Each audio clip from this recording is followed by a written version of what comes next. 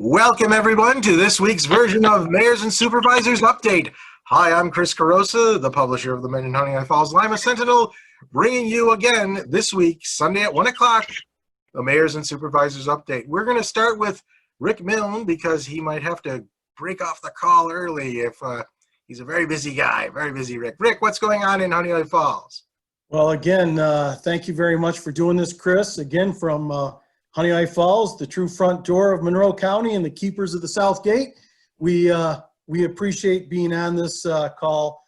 And, you know, we continue to conduct business in the new norm. But honestly, I think for most of us, this is kind of, you know, indeed getting to be normal now. You know, the masks, the, you know, appointments, appointment requests, et cetera, it just seems to be pretty normal, and we're looking at it as it's not going away for some time. So, you know, just deal with it. So we're doing okay. As of late, this past week, we've had a couple complaints about some political signage and some vulgarity. Some vulgar words being used on the signage. And I think it's important to mention that, you know, we do have codes in the village, and I know all of our villages and towns have codes. You know, we don't want to restrain anybody's right to free speech, etc. But there isn't any need for vulgarity and swear words, if you will, and we will enforce our codes. So we are sending out letters to individual residents and individuals that they're going to have to take signage down, or they will receive notices, and they'll go before the village court, and we'll go that route if need be. But we're just not going to stand for it. It's just not necessary. There's enough going on in our daily lives to worry about that kind of stuff. We've also, along those same lines, in a sense, we've had a couple complaints about a couple of our local businesses having deliveries made to them in the wee morning hours. Again, we have, you know, our ordinances and et cetera.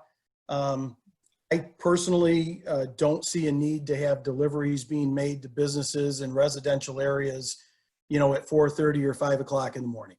You know, people deserve their sleep. It is a residential neighborhoods, and you know, we would like to see deliveries made at 7 a.m. or after, or something along those lines. So code enforcement's handling it, but you know, we need to address these things.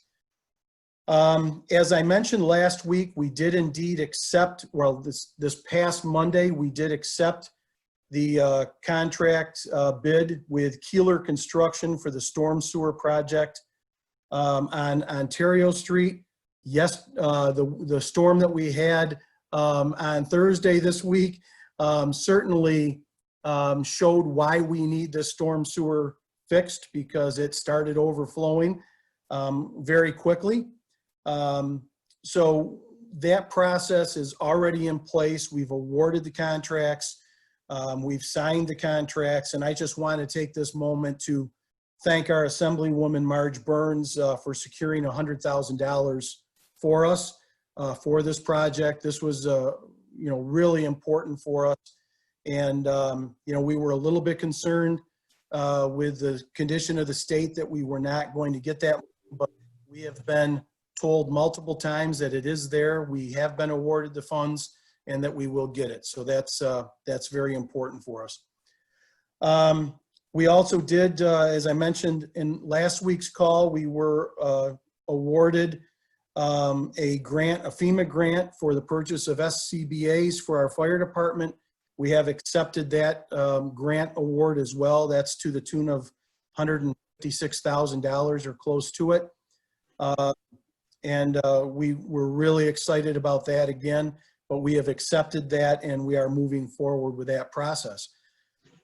Lastly, we did finish our Good Vibes Flowing series this past Tuesday. And, you know, again, it was a very positive series. And we've actually decided that we're going to throw in one more show. We are going to have a show in Harry Allen Park on Saturday, the 19th of September, from 4 to 7 p.m.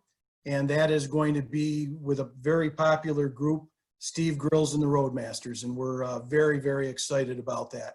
So that's really what's going on in the village. A lot of positive things. We're still dealing with some negative aspects of COVID-19, et cetera. But we haven't had any complaints or upticks in sicknesses or anything like that. So we're feeling blessed. And again, thank you all, and it's great to see you all on this call. Thanks, Rick. Thanks, Rick. Mike, how about the town of Lima? What's going on there? Well, the Livingston County Suicide Prevention Task Force and CASA Trustee are going to be holding a virtual candlelight vigil via Zoom to coincide with two global events that are coming up, World Suicide Prevention Day and International Overdose Awareness Day. The virtual event will honor loved ones lost to suicide and overdose, and will include conversation, guest speakers, testimonials, and those sorts of things. This is the 6th annual Candlelight Vigil. It's going to be held Thursday, September 10th from 6:30 to 7:30. And they're asking that everyone turn on their porch lights during this time in remembrance of those who were lost to suicide and overdose. There will be a link for the Zoom meeting, and it'll be up on the Town of Lima website. Livingston County has entered the next phase of its water study, and this is a study that is done periodically within the county to look at ways to improve the water quality and some sharing between the municipalities. Most people might not realize that there are some sections of Livingston County with no water service. Some of it due to the salt mine collapse that you'll remember from years ago, but some of it due to other things, including a section right here in the town of Lima where the wells have all failed and everyone is forced to haul tanks of water to their homes. All the mayors and supervisors in Livingston County will have a chance to participate in the next phase of this coming up in September. The PPP forgiveness applications are starting to come out. If you are a business and you did receive a PPP loan, your banker may have already launched the application on their website. Please consult with your accountant before filling it out. Livingston County is down about 5% now in its sales tax over last year. We are a smaller sales tax county than either Ontario or Monroe, so we're not seeing the latency that they are, but we have still somewhat to make up there. And the town of Lima's next board meeting is Tuesday. The board will be receiving the tentative budget at that time. I can tell you that our retirement cut is up quite a bit because the New York State retirement system was revaled right in the middle of the COVID crisis at the end of March when the stock market was down. And so the increase is substantial. Even though 5-year running average, it's still a big swat. Otherwise, that's what we've got. All right. Thank you very much, Mike. John Moffitt, Town of Mendon. What's going on in there? Hi, Chris, and all the other mayors and supervisors. Again, thanks for having us. I would reiterate what Mayor Milne said earlier about signs. I think I mentioned that a couple of weeks ago, half jokingly, but said, you know, if you wouldn't say it to your mother, don't put it on a sign. So I would ask that everybody remain respectful. Certainly we, as Mayor Milne mentioned, we want everybody to exercise their freedom of speech, but we also want to be respectful, and we want to be known as a community that is respectful. I would also add that we're coming down the home stretch on our comprehensive plan update. There will be a Survey Monkey available to residents. There was a Zoom participation meeting this past Tuesday. but we also want to reach out to more people who maybe didn't know or didn't have an opportunity to attend that Zoom meeting. So we're going to have a Survey Monkey, and we'll get that out on social media as well as our local Sentinel newspaper in the near future as to how to get involved. As I've mentioned before, we're putting in a electric car charging station at the Mendon Public Library, of course, which is located in the village on North Main Street. That station will be a pay-per-use station. So anyone who has an electric car who wants to charge it there, it's going to be a level 2 charger, and they can charge there, but they will have to set up an account with the company that provides the service. So it's not going to be free electricity, but it is a lot faster charge than if it's just plugged into your outlet at home. We're looking at sidewalks specifically in the hamlet. We've got some challenging areas geographically, but we are looking at them, and we're certainly going to be talking about that at budget time, as well as possibility, we're putting on some new roofs at the highway department, the possibility of putting solar on those roofs, and what exactly that's going to cost and what the payback is, et cetera. So we're looking into that for the 2021 budget. Speaking of the budget, I'll be presenting the tentative budget at the town board meeting on September 14th. That'll be held at the community center on North Main Street. Once I present that, for anybody who's unfamiliar with the process, at least with towns, then it goes to the board, and the board will review it. And in our October meeting, we'll make any changes, and we'll have schedule a public hearing. I'm sorry, that'll be September 28th. Then we'll schedule a public hearing for October, and hopefully pass the final budget in our October meeting. We did see a decline in sales tax. We are probably going to budget about $200,000 less for 2021 than 2020. I feel like we probably are going to hit our 2020 sales tax budget line, but we certainly don't want to use that same number going into 21. Also, lastly, I do have a letter going into the Sentinel. I believe it's going to be published next week. We get a lot of questions here at Town Hall. I'm sure that everyone gets those kinds of questions. Do you live in HFL? A lot of people associate our communities with the school district, and I just thought I'd put out a little letter to try to clarify a few things, difference between our towns, our villages, our fire districts, etc.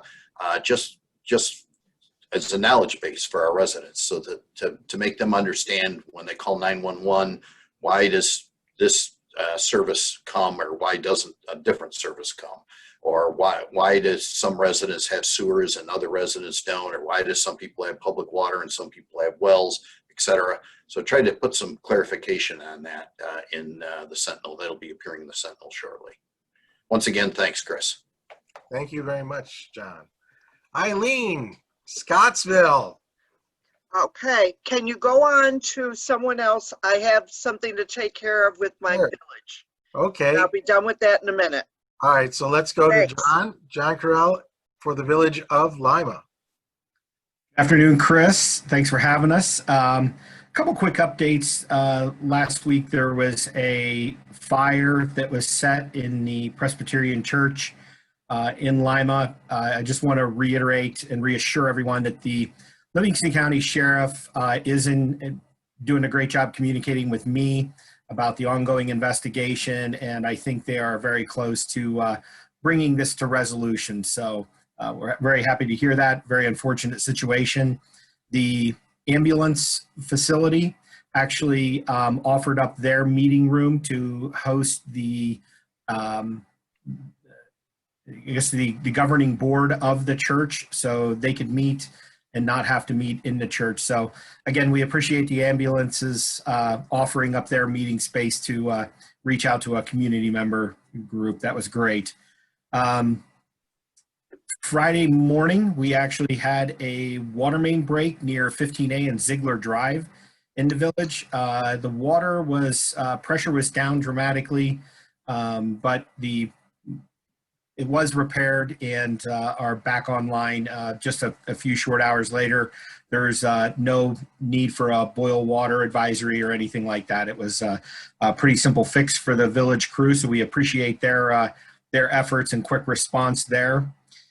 We do have the sidewalk project in Lima, which is partially funded through the DOT from the federal government, and it's a connectivity grant. So we're trying to connect those islands of sidewalks with our downtown business district to get people moving and back downtown. And it seems like as soon as you get in your car, people want to leave the village. So we're trying to discourage that. So we've gone through a pretty significant study and cost study, and the village board hosted a public meeting a few weeks ago. And now the final project is going to be presented to the planning board at the September meeting. So we're looking forward to getting that project started next year. So I think that's about it for the village today. All right, great. Thanks a lot, John. Eileen, are you able to come on board now? I'm going to give it a try. It's, playing phone tag with everybody. Okay. From Scottsville, we're doing well. It's nice to see everybody this week. School taxes, you were asking me about that last week, and our town does not collect school taxes. So the school district sent out a postcard this week explaining to all residents on the ways they could pay their school taxes. They did not mention the 3% forgiveness on the fee. So I would assume that that's still on, even though it wasn't mentioned on the postcard. As for North Road, they have finished paving the area between the railroad tracks and the high school. So that's nice and smooth, not a bump in the place. Now moving on to the area between the railroad and the light at Scottsville Road and Rochester Street. Right now they're doing drainage, putting the drainage pipes in. So there's a lot of digging going on. Just please be careful. I know there's a wanting to go a little faster on that new blacktop, but please take it slow. The speed limit is 30 miles an hour, and you're going to be hitting some construction further on. So please be careful. Our building is now open to the public, but you are required to wear masks in the building. So please don't forget your mask. We also have masks available when you enter the building, plus hand sanitizer. So right now, and we're finding that our traffic is basically the same as when we had appointments. We're not getting an overload. Plus the fact that we will not be collecting school taxes, I expect us to have the normal traffic that we see in the building. Our library, I have not seen anything about the library opening again to the public.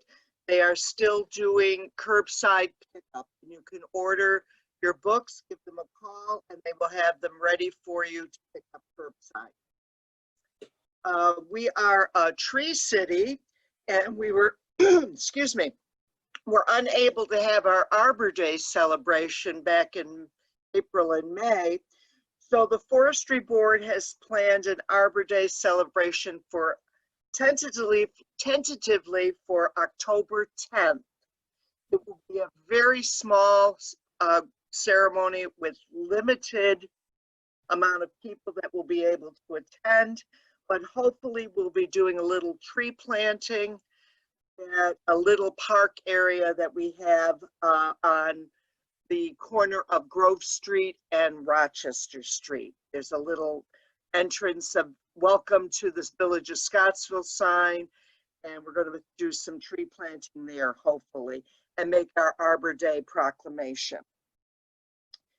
I've been attending some of the webinars that the Comptroller's office has been having, especially about the fiscal stress that we are under and planning for budgeting. as we look at this. They've been helpful as we go into planning for next year's budget. Right now, even with the decrease in sales tax revenue, we are pretty good because of the fact that we had 2 retirements last year, so that we had money left at the end of the year, which we were able to put in our general fund balance. And that has helped us weather some of this loss of revenue. So our CPA that checks us out at the end of the year has said she thinks we're going to be pretty good, but we're keeping an eye on it quarterly and seeing how things are going. The permissive referendum for the fire district, the deadline is coming up this Friday, September 4th, to turn in any petitions in a permissive referendum. I'm glad that John and Rick mentioned the signs. It's not a lot, we haven't had a lot of political signs yet in terms of the elections, but we have a few Black Lives Matter signs around the village, and one of them was set on fire. And so the resident contacted the village, and they were very good about it. They, you know, they kind of took the high road and said, you know, could have just been kids fooling around and thinking, we'll watch how this burns. But we took it seriously, and she sent us pictures. We sent them into the police, and the police made contact with them, and we're just keeping an eye on it. I think it was an isolated incident, but we're keeping an eye on it, and I know that this is a community that's very respectful of others, and I think it was hopefully a one-off incident. We've received information from the governor's talk about a chapter 157 and the local laws of 2020, which is allowing you to use reserve monies for anything that has to do with dealing with the COVID pandemic. So I'm looking at that and seeing how that might affect us. And other than that, we're trying to update our website. So we're looking at ways we can do that, get it polished up a little more. If anybody out there in the Scottsville area has website making experience and wants to volunteer to help, let me know. We'd appreciate it. And that looks like it's about it for Scottsville. All right. Thank you very much, Eileen. Anybody else have any last minute things that they thought of in the meantime? Seeing none. I want to thank everybody for joining us this week at the Mayors and Supervisors update. Thank all of our mayors and supervisors for participating. And as always, we'll be back again next Sunday at 1 o'clock. Bye-bye for now.